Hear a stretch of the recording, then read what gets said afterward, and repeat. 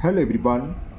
Today we will solve from question number 16 of exercise 3A class 9th math और मैं ICSE board की Serena publisher की जो book है कंसाइज मैथमेटिक्स जिसके राइटर मिस्टर आर के बंसल जी हैं, मैं उस बुक को सॉल्व कर रहा हूँ। टॉपिक आपका है कंपाउंड इंटरेस्ट यूजिंग फॉर्मूला। इससे पहले चैप्टर 1 और 2 कंप्लीट हो चुके हैं और इस एक्सरसाइज के 15 क्वेश्चन भी हो चुके हैं। उन सभी का लिंक मैंने आपको नीचे डिस्कशन बॉक्स में दे दिया है। अगर इससे पहले आपको किसी क्वेश्चन में डाउट हो तो आप नीचे डिस्कशन बॉक्स में जाकर उस वीडियो को लिंक को क्लिक करके आप वो वीडियो देख सकते हैं। चलिए स्टार्ट करते हैं क्वेश्चन नंबर 16। क्वेश्चन 16 है आपका, divide ₹28,730 between A and B so that when their shares are lent out at 10% compound interest compounded per year, the amount that A receive in 3 years is the same as what we receive in 5 years। मतलब क्या है, 28,730 rupees में से कुछ रुपए ए को देने हैं और कुछ रुपए बी को देने हैं। और किस हिसाब से देने हैं, कैसे है ये कि 10% पर ईयर के हिसाब से compound interest rate of interest है। तो ए को 3 साल बाद जितना अमाउंट मिल रहा है वही अमाउंट बी को 5 ईयर्स में मिल रहा है। तो कैसे होगा समझाते हैं। अच्छा सवाल है, इंपॉर्टेंट है। तो यहाँ पर ए और बी दो लोग हैं, तो हम मान लेते हैं लेट शेयर ऑफ ए के लिए हमने शेयर मान लिया पी रुपीज़ है, प्रिंसिपल यानी कि ना। तो फॉर ए के लिए पी बराबर पी है, पी बराबर पी मान लिया हमने पी रुपीज, और रेट ऑफ इंटरेस्ट सबके लिए 10% पर एनम दे रखी है और अमाउंट इन 3 ईयर्स टाइम दे रखा है एन इक्वल टू 3 ईयर्स। तो जो ए का शेयर पी रुपीज था वो 3 साल बाद कितना अमाउंट हो जाए निकाल लेते हैं। तो amount equal to P 1 plus R upon 100 raise to the power 3। Clear, 0 से 0 कैंसिल। तो A is equal P 1 plus, अच्छा ठीक है, यहाँ 10 एलसीएम ले लेता, चलो एक स्टेप बढ़ा दे रहे हैं, 1 upon 10 raise to the power 3। तो अमाउंट हुआ A के लिए 3 साल बाद, 10 एलसीएम ले लें तो हो जाएगा 10 plus 1 raise to the power 3।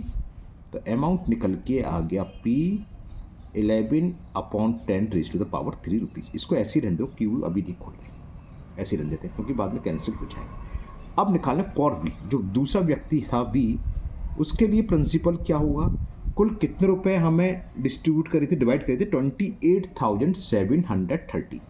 उसमें से पी रुपीज़ तो ए को मिल गए, तो बी को कितने दिए होंगे, बी के लिए हो गया 28,730 में से पी माइनस कर दें। बात समझ रही है, 28,730 रुपये मान लो समझाने के लिए 730 रुपये ए के थे, तो बी को कितना मिला 730 माइनस कर देंगे 28,000। तो हमने ए के माने थे कि ए का शेयर पी है, तो बी को कितना हो गया, बी का शेयर यानी कि बी का जो प्रिंसिपल हुआ 28,730 minus B. Rate of interest दोनों के लिए 10% पर एनम है, समय कितना है इसके लिए 5 ईयर। तो 5 साल बाद अमाउंट क्या होगा बी का, वो निकाल लेते हैं। तो चलिए यहाँ निकालते हैं।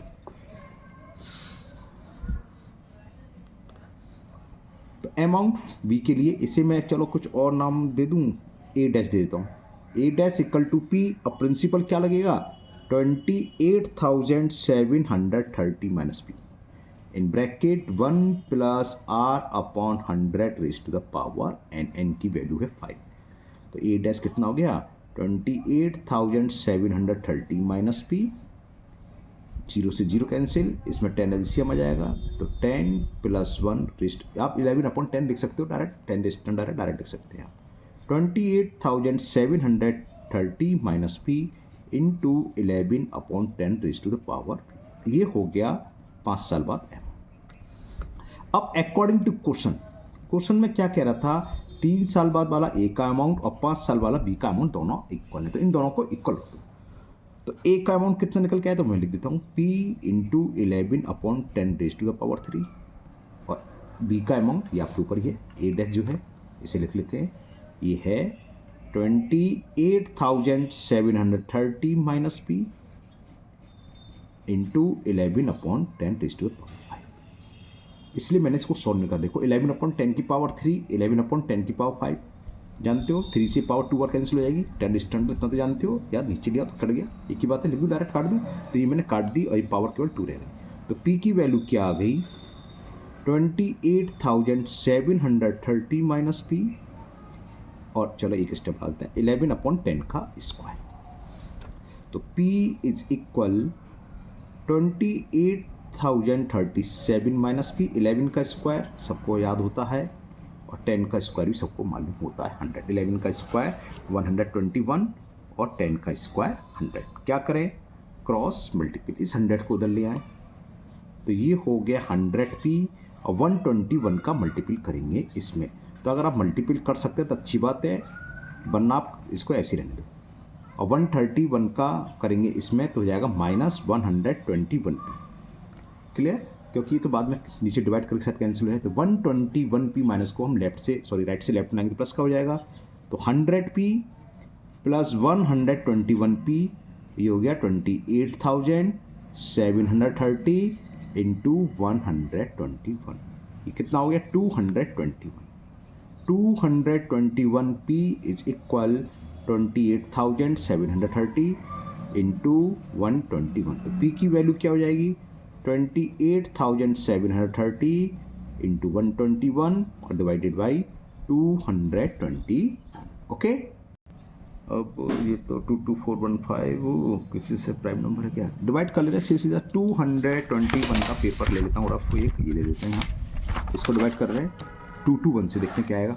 221 का डिवाइड 28,730 में है ना, तो ये तो 1 वाली चला गया 1, 221, 7 में से 1 गया 6, 8 में से 2 गया 6, ब्रिंग डाउन 3 बार चला जाएगा, 3 2 6, हाँ चला जाएगा, पूरा 3 बार चला गया, 3 1 3, 3 2 6, 3 और ये 0 है, तो 130 टाइम्स चला गया 130।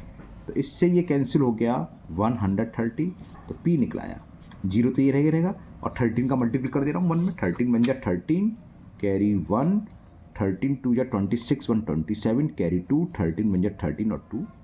तो P की वैल्यू आ गई। अब P किसका शेयर था, A का था, तो यानी कि A को कितने रुपए मिले 15,730 रुपीज़। ये तो पूछा था उसमें, डिवाइड 28,700 बिटवीन, यहाँ तो एक शेयर निकालो, तो A का शेयर क्या हो गया P था, तो ये आ गया 15,730 रुपीज़। और B शेयर क्या होगा, B का शेयर क्या था 28,730 माइनस P, और P की वैल्यू है, सब्ट्रैक्ट कर देंगे आंसर आ जाएगा 730 से 730 कैंसिल हो गया, 28 में से 15 13,000।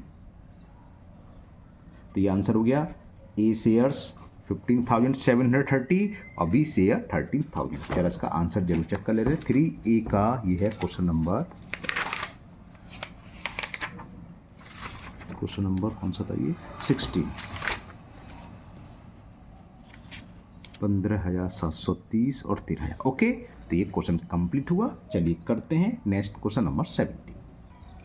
क्वेश्चन 17 है, a sum of 44,200 is divided between John and Smith 12 years and 14 years old. John की एज 12 ईयर्स है और स्मिथ की 14 ईयर्स ओल्ड है रेस्पेक्टिव, ठीक है, इसके हो गए respective way, in such a way that if their portion be invested at 10% per annum, compound interest दिया है, रेट देखिए 10%, they will receive equal amount on reaching 16 years of age. तो what is the share of each of out of 44,200, same बिल्कुल question number 16 की तरह है। और what will be receive when 16, okay, और अमाउंट पूछा दोनों का, दोनों अमाउंट इक्वल हमें रखनी है, तो दोनों का अमाउंट सेम आएगा। बस अंतर क्या है दोनों में, उसमें प्रिंसिपल 28,730 यहाँ इतना है, वहाँ पर 10%, यहाँ भी 10%, वहाँ समय दे रखा था, ए के लिए 3 ईयर्स, बी के लिए 5 ईयर्स, यहाँ हमें निकालना है। ए की एज है, ए से मतलब पहले वाला जॉन की एज 12 ईयर्स है और स्मिथ की है 14 ईयर्स, और ये कब है, जब वो 16 ईयर्स के हो जाएंगे। तो इसके लिए 4 ईयर्स टाइम लगेगा 4, और इसके लिए 2 ईयर्स लगेगा। ओके, बस इतना अंतर ही लिखा ना कि amount on reaching 16 years of age, जब उनकी एज 16 ईयर्स हो जाएगी तो उनको क्या अमाउंट मिलेगा। तो यहाँ पर हम हेडिंग डाल के कर लेते हैं। फॉर, पहला कौन है, स्मिथ था, जॉन था, कहाँ गया सवाल, जॉन, फॉर जॉन। हमने मान लिया लेट प्रिंसिपल उसके लिए पी है, या John share equal to P, ऐसे मान लो। ओके, रेट ऑफ इंटरेस्ट 10% ही है और जॉन की एज 12 ईयर्स दे रखी है, तो 16 ईयर्स कब होगा? 4 ईयर्स बाद। तो समय जो लगेगा वो लगेगा 4 ईयर्स, बस थोड़ा सा ये चेंज है, हमें समय यहाँ निकालना है। तो जॉन का जो प्रिंसिपल था वो कितना हो जाएगा? 6 साल बाद, सॉरी 4 साल बाद कितना मिलेगा? A equal to P 1 plus R upon 100 raise to the power N. तो ये हो गया 11/10, अभी आई था, और एन की जगह क्या लगेगा? 4। तो 11/10 लिख दूँ डायरेक्ट। इतने रुपीज़ सोन का जॉन का अमाउंट हो जाएगा आफ्टर 4 ईयर्स। अब दूसरा है स्मिथ। तो फॉर स्मिथ के लिए जो सम होगा या शेयर टोटल कितना था? 44,200, उसमें से पी रुपीज़ हमने जॉन को दे दिए, शेयर दे दिए जॉन का, तो स्मिथ का ये हो गया। क्लियर? पी या पी डैश कुछ भी लिख लो। रेट ऑफ इंटरेस्ट दोनों के लिए सेम है, 10% पर एनम है। अब समय चेंज करना है। समय क्या है? जो स्मिथ अब 14 ईयर्स का है, तो 16 साल कब होंगे? 16 ईयर्स 2 ईयर्स बाद, तो टाइम हो गया 2 ईयर्स। तो इसके लिए अमाउंट मैंने ए डैश नाम दे दिया। ए की जरूरत, वैसे दोनों का सिंपल सिंबल सेम है तो ए भी ले सकते हो, आपको दिक्कत नहीं। चलो मैंने ए डैश से रिप्रेजेंट कर दिया। जो जॉन का स्मिथ है उसको 2 साल बाद ए डैश रुपये मिलेंगे। फॉर्मूला लगा दे P R T, sorry P in bracket 1 plus R upon 100 raise to the power 2। तो A dash is equal 44,200 minus P, ये अभी मैं करा, ये क्या हो जाएगा? 11/10 का होल स्क्वायर। और ये कह रहा था कि ये दोनों जो मिल रहा है दोनों को अमाउंट वो इक्वल है, यानी कि A equal to A dash है। ए की वैल्यू ये रही, रख देते हैं P into 11/10 raise to the power 4 is equal 44,200 minus P into 11/10 का होल स्क्वायर। ये सेम है तो पावर कैंसिल हो जाएगी 2 बार। क्लियर ना? तो ये बच्चा पी 11 का मतलब 11 का स्क्वायर 124, 10 का स्क्वायर 100, और ये हो गया 44,200 माइनस पी। क्रॉस मल्टीपल होगा 121 P is equal to 44,200 into 100 minus 100 P. 100 P को उधर लिया है तो प्लस का हो जाएगा 121 पी प्लस 100 पी 44200 इंटू 100। 121 100 कितना हो गया? 221 पी इंटू 100। तो पी की वैल्यू क्या हो गई? 44,200 इंटू 100 अपॉन 221। 221 2 जब 442 हुआ और 2 जीरो ये हैं, तो 20,000 आ गया पी। 200 इंटू 100 हो गए 20,000। तो पी किसको था, किसका शेयर था? जॉन स्मिथ है, पहले कौन है? फॉर जॉन के लिए था ना, तो शेयर। तो जॉन का ये पूछा था what is the share of each out of 44,000। तो देखो जॉन शेयर्स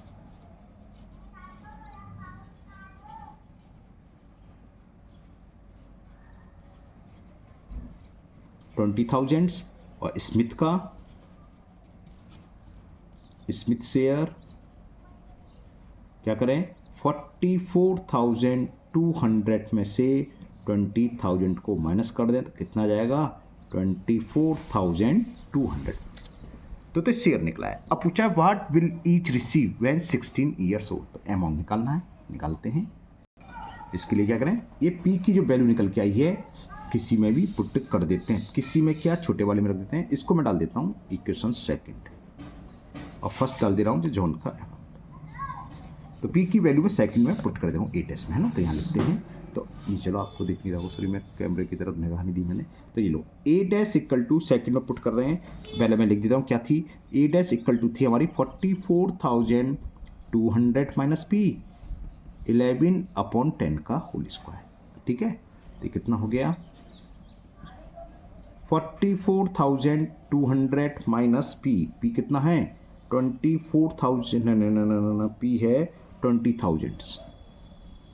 या आप ए की वैल्यू पी की निकल आई है तो आप सीधा जॉन के इसमें लिख दो, चाहे उसके स्मिथ के इसमें, वो एक ही बात है वो। अब 11 का स्क्वायर 121 और 10 का स्क्वायर 100। तो ए डैश कितना हो गया? इसको माइनस करेंगे तो 24,200 ओके, इंटू 121 अपॉन 100, 20 से ये 20 कैंसिल हो गए। ये थोड़ा बड़ा नंबर है, मैं वीडियो पॉज करके मल्टीपल करके बताता हूँ कितना है। तो ये मैंने कैलकुलेट कर लिया और ये आ गया 29,282 रुपीज़। तो क्या होगा, both will receive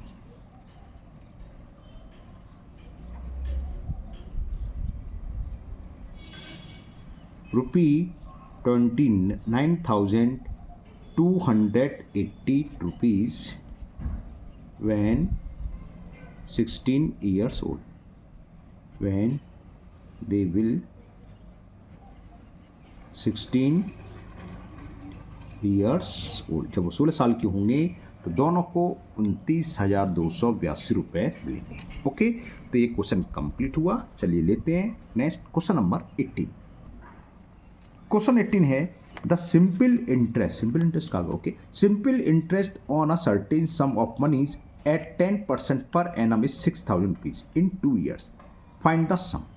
okay, simple सा है, निकाल लेंगे सम का। Second, the amount due at the end of 3 years and the same rate of interest compounded annually. अब अगर वो कंपाउंड इंटरेस्ट पे दें तो 3 साल बाद वो सम जो हम निकालेंगे कितना अमाउंट हो जाएगा। ओके, ये भी है the compound interest earn in 3 years। तो इधर चलिए छोटा सा सवाल करते हैं, कैसे वो बताते हैं।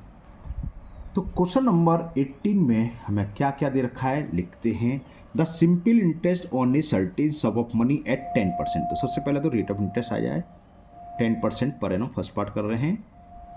इज ऐसा ही दे रखी है हमें 6,000 और टाइम दे रखा है 2 years। तो 10 सम यानी प्रिंसिपल निकालना है। तो प्रिंसिपल का फॉर्मूला होता है इंटरेस्ट या SI into 100 upon R into T. ये पहले पुट कर दो, P निकलेगा। तो SI कितनी है, 6,000 rupees into 100, rate of interest 10% और टाइम दे रखा है 2%। तो इस 0 से एक 0 और 2 से ये कट गया 300 बार, और 300 का 100 में मल्टीप्लाई करा तो 30,000। तो पहला आंसर तो ये आ गया। सम यानी कि प्रिंसिपल कितना हो गया, सम ब्रैकेट में लिख दिया P, ये हो गया 30,000 रुपीज।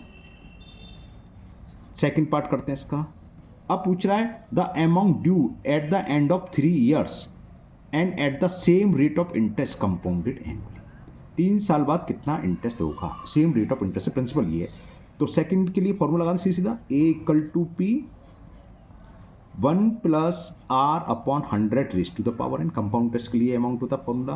प्रिंसिपल हमने अभी फाइंड करा, ये है 30,000, ब्रैकेट में 1 प्लस रेट ऑफ इंटरेस्ट भैया 10 थी और टाइम कितना है 3, 0 से ये 0 कैंसिल, तो 30,000 ये हो जाएगा 11 अपॉन 10 का क्यू। 11 का क्यू हमने कितनी बार अभी, आपने अगर उससे पहले वीडियो देखी तो बताया था हमने, 11 का तो क्यू आपको आना ही आना, घटा होना चाहिए, 1331 होता है। और 10 का क्यू कितना हो गया 1000, 3 0 से ये 3 0 कैंसिल, तो कितना हो गया, ये मल्टीपल कर देते हैं, 0 तो 0 आएगा, 3 1 जा 3, 3 3 जा 9, 3 3 जा 9, 3 3 जा।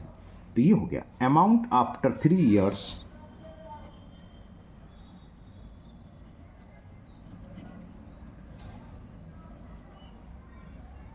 कितना हो गया 39,930 रुपीज़।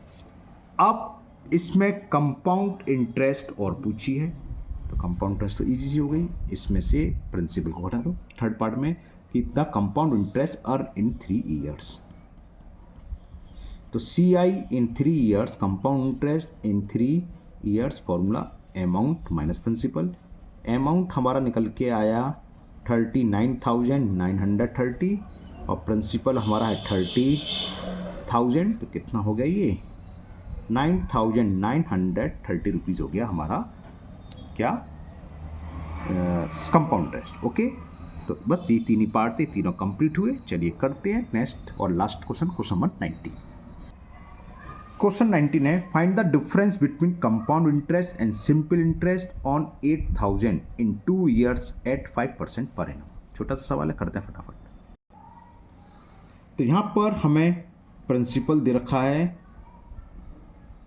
800 रुपीज़, टाइम दे रखा है 2 years और रेट ऑफ इंटरेस्ट दे रखी है 5%।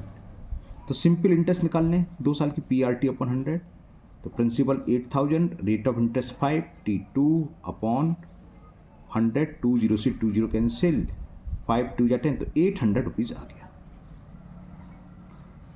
सिंपल इंटरेस्ट तो निकला। अब कंपाउंड इंटरेस्ट निकलना है। कंपाउंड इंटरेस्ट हमेशा सिंपल इंटरेस्ट से ज़्यादा होता है, सेम रेट ऑफ इंटरेस्ट और सेम टाइम होता है।